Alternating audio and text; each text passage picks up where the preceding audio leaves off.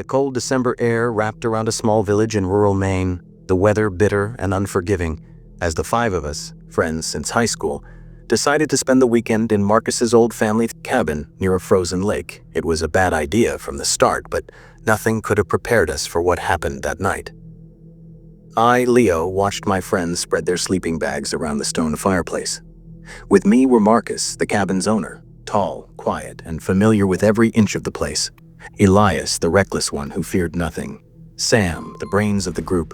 And finally Jake, the youngest and most timid of us all. "Tell me again why we didn't get a hotel in town instead of coming to this abandoned place," Jake asked as he wrapped himself in a blanket. "Because this is way more exciting," Elias replied with a reckless laugh. "I heard this cabin was the scene of a mysterious crime back in the 80s. We all fell silent for a moment. Even Marcus, who was lighting the fire, froze. "What are you talking about?" "Oh, you didn't tell them," Elias teased. "The family who originally owned this cabin, they all disappeared one December night in 1987. No one ever found them, but they discovered blood on the walls and signs of a violent struggle." "Enough, Elias," I snapped. "Jake is already scared enough." But Marcus shook his head slowly. "Actually, it's true.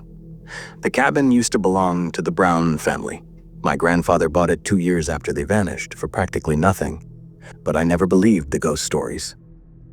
The wind howled outside, and bare branches struck the wooden windows. The sound was eerie, but we thought it was normal for a winter forest. The early hours of the night went by normally. We played cards, laughed, and reminisced about school days. But around midnight, we heard a strange sound coming from the basement. "What was that?" Jake whispered. "Probably an animal sneaking into the cellar," Marcus said as he stood up. "Happens sometimes." "Let me check." "I'm coming with you," I said, not wanting to stay behind with the frightened ones. We descended into the dark basement, the air much colder down there. A strange feeling crept over me, as if we were not alone. When Marcus turned on his flashlight, we saw something that made our hearts stop for a moment. In the corner, there was fresh blood on the wooden floor, as if something had been dragged across it. "What is this?" I whispered. Marcus didn't answer. He approached slowly. As he bent down to inspect the blood, we heard heavy footsteps above us, then a muffled scream. We rushed upstairs to find Sam, Elias, and Jake standing pale by the front window. "What happened?" Marcus asked. "There was someone outside the window," Sam said, trembling. "I saw eyes staring at us." I looked out but saw nothing but darkness. "Maybe it was your imagination." But Jake pointed with a shaking finger at the glass. "Look, something is written on the outside." We all approached. On the thin layer of frost covering the window from the outside, a word was etched with an unknown finger. 5. "What the hell?" Elias tried to sound brave, but his voice shook. Then suddenly, the lights went out.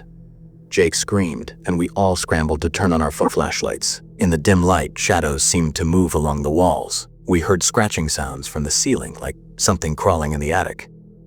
"We need to get out of here," Sam said. We ran to the front door, but it was locked with a deadbolt. Marcus tried opening it, but it wouldn't budge. "Impossible. It wasn't locked." We tried the windows, but they were jammed shut, sealed tight. Panic began to close in. Then another sound. A heavy thump from the bedroom. Footsteps. A low growl. "There's someone in here with us," Jake whispered. Marcus grabbed a wooden plank from beside the fireplace. We moved toward the bedroom together. When we opened the door, the darkness was suffocating, but when we shined our lights inside, we froze in place. On the old bed lay a large, headless mannequin, made from our clothes scattered around the room, as if someone had stuffed them to create a body. And on the wall behind it, written in what looked like blood, were the words, "The game begins now." At that moment, we heard glass shatter in the main room. We rushed back to find the front window broken, cold wind blowing in and scattering ash from the fireplace. On the floor was a long hunting knife stabbed into the wood with a note tied to its handle. I grabbed the note with a trembling hand and read aloud. "The rules are simple. One of you is the killer. One of you will die before dawn. The rest will join the Brown family. Try to discover the killer before he kills you all." We stared at each other in horror. Who was playing this sick game with us? And was one of us really the killer? "This is nonsense," Elias shouted. "None of us is a killer. Someone else is hiding in the cabin." but Marcus looked serious. "The problem is the cabin is small. If someone else were here, we would have found them. We've searched almost everywhere." "What about the attic?" Sam suggested. We all looked up at the ceiling where the scratching sounds continued. We decided to go up together. The attic ladder was hidden in the hallway. When we opened it, a strong smell of mold and old dust hit us. Marcus climbed first and I followed. The attic was cramped and dark. Our phone lights revealed old boxes and furniture covered with sheets. But in the corner we saw something that made me shiver. Pictures of all of us pinned to the wall, with dates and personal details written in unknown handwriting. "Look at this," Marcus said, pointing to an old picture of the Brown family. They had 5 members, 2 parents and 3 children, just like our group. Then I noticed something else. Among the pictures were documents tied to a real crime. Old newspapers, police reports, details about the Brown family's disappearance. "This isn't a prank," I whispered. "Someone is connecting us to what happened here." Suddenly, a scream echoed from downstairs. It was Jake. We rushed down to find him trembling in a corner, and Sam lying unconscious with a wound on his head. "What happened?" I asked. "I was by the window, and then I heard something behind me. When I turned, Sam fell. I didn't see who did it," Jake sobbed. We checked Sam. He was breathing, but unconscious. The head wound wasn't deep, but had bled a lot. "We have to stay together," Marcus said firmly. "We can't split again." We carried Sam to the couch and tried to make him comfortable. Then we started arguing. Who could be the killer? Marcus knew the cabin best. Elias loved dark jokes. Sam knew a lot about criminal investigations. Jake seemed too scared to be guilty. And me? Well, I wasn't sure what to make of myself. Then a terrifying idea struck me. What if there was a 6th person with us from the beginning? Someone who hid in the car or slipped in after us? We searched the cabin again, and this time thoroughly. In the bedroom closet, we found something horrifying. A suitcase that wasn't ours, filled with odd items. Ropes, duct tape, small saws, primitive torture tools. "These aren't any of ours, right?" I asked. Everyone shook their heads. So someone else was here. At that moment, we heard the sound of a car engine outside.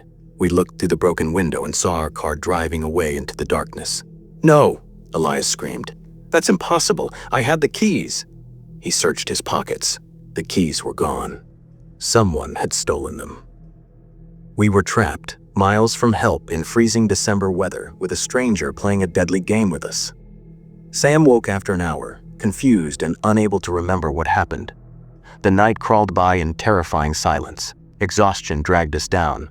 After midnight, I felt my eyes grow heavy. I dozed off, just for a moment. When I woke up, everything had changed. The fire had died, the room painfully cold. I looked around and saw that Sam was gone. Wake up, all of you," I shouted. The others jolted awake. Sam was nowhere in the room. On the floor beside the couch was a trail of blood leading to the back door. We ran to the door. It was now open, though we had locked it earlier. Outside, in freshly fallen snow, were footprints disappearing into the forest. "We can't leave him," Marcus said. But Jake refused to go out. "That's what he wants, to separate us, to lure us into the dark." We decided to stay together and search. Grabbing anything that could serve as a weapon, a broom, a pan, a kitchen knife, we went out into the freezing night. The forest transformed at night. Bare trees looked like giant skeletal figures under the faint moonlight breaking through clouds. The footprints were clear in the fresh snow, leading us forward. But soon they split into 2 paths. One went deeper into the woods, the other circled back toward the cabin. "He divided us," Elias whispered. We split into 2 groups. Marcus and I followed the trail into the woods, while Elias and Jake returned to check the cabin. This was a terrible mistake. Marcus and I walked in silence. The tracks became deeper, more chaotic, as if Sam had struggled or been dragged. Then we reached a small clearing, and there, we found Sam. He was tied to a tree, suspended by ropes, unconscious again. But he wasn't alone. Around the tree, blood was drawn in a circle and strange objects hung from branches. Small bones, black feathers, symbols carved into bark. "Oh my God," Marcus breathed. We rushed to free him. He was alive, breathing faintly. As I worked to untie a complex knot, we heard movement in the bushes. "Who's there?" I shouted. No reply, only fast retreating steps. We freed Sam and helped him stand. He was disoriented but alive. There was a man wearing a mask, he whispered. Supporting him between us, we made our way back to the cabin. But when we arrived, the door was wide open and the lights were back on. We entered cautiously, only to be met with another horror. Jake was tied to a chair in the center of the room, duct tape covering his mouth, and Elias lay on the floor with a deep wound in his chest, surrounded by a widening pool of blood. Marcus rushed to Elias. He's alive, but he's bleeding badly. We need help. We tried our phones, still no signal. The cabin's phone line had been cut, deliberately. We did what we could to treat Elias, but the wound was severe. The killer is still here, Sam whispered. He never left. We looked at each other. How stupid we had been, leaving Jake and Elias alone, giving the killer the perfect chance. Suddenly, we heard a sound from the basement. A door opening. Heavy, slow footsteps rising the stairs. Deliberate. Ominous. Marcus grabbed the knife from the floor. I stood in front of the others, ready for a fight. The basement door creaked open. In the dark doorway stood a figure. A tall man wearing a grotesque animal skin mask, dressed in dark clothes. He held a large wooden plank with nails sticking out. "Who are you? What do you want?" I screamed. He didn't answer. He just stepped forward slowly, towering nearly 2 meters tall, unnaturally broad-shouldered. "Come closer and I'll kill you," Marcus shouted. But the man stopped. Then, slowly, he lifted a finger and pointed at Sam. We all turned to Sam, who was trembling in the corner. "What? Why is he pointing at me?" Sam asked, voice shaking. Then I saw something. At Sam's feet was a small blood-stained cloth, the same kind of cloth tied around the nail-studded board in the masked man's hand.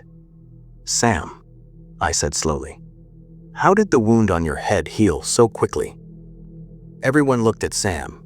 The head wound that had bled heavily earlier was now just a small scratch. "What?" Marcus began.